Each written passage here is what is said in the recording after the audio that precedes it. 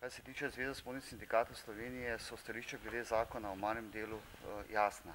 Tale zakon v takšni obliki, kot je, bo povzročil prekernost trga delovne sile, povečal bo revščino in pa mlade popahnil v še večjo brezposelnost.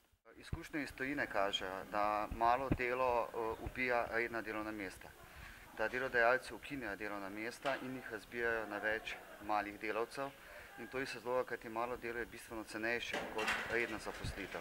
To je na eni strani, tako da iz tega vidika trditve ministrstva ne vzdržijo. Treba tudi povedati to, da ureditev študentskih servisov bi komot lahko bila narejena z 2-3 členi, recimo, da bi se to, kar želi ministrstvo doseči, tudi dejansko udejanjilo. Je pa zgolj sprejet zakon o malem delu, zaradi tega, da bi se uredila ureditev študentskih servisov, je pa malce neresna. Seveda pa smo vedno bili pripravljeni in smo še pripravljeni na razgovore, kajti nesporno je potrebno urediti študentsko delo in pa tudi urediti predvsem tudi tako imenovane fiktivne vpise, ki generirajo, bom rekel, zlorabljanje študentskih napotnic. Meša 3 različne skupine, upokojence, brezposelne in študente, in želi popraviti visokošolske probleme, ki jih ima študent, ker nima urejenega statusa. Tako da menimo, da bi bilo treba to urediti in ne zakonom o malem delu urejati visokošolskega prostora.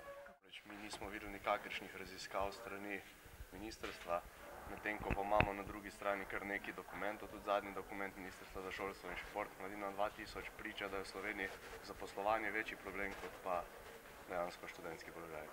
Zakon je sprejet in zakon se ne spreminja.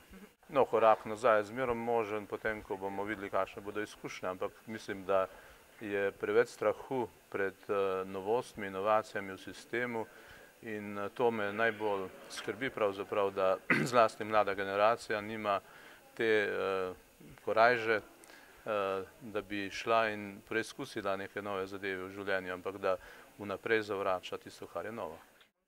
Vsaka država na svoj način uredi področje občasnega in začasnega dela in ni države, ki tega ne bi imela. Ima pa vsaka država svoje rešitve.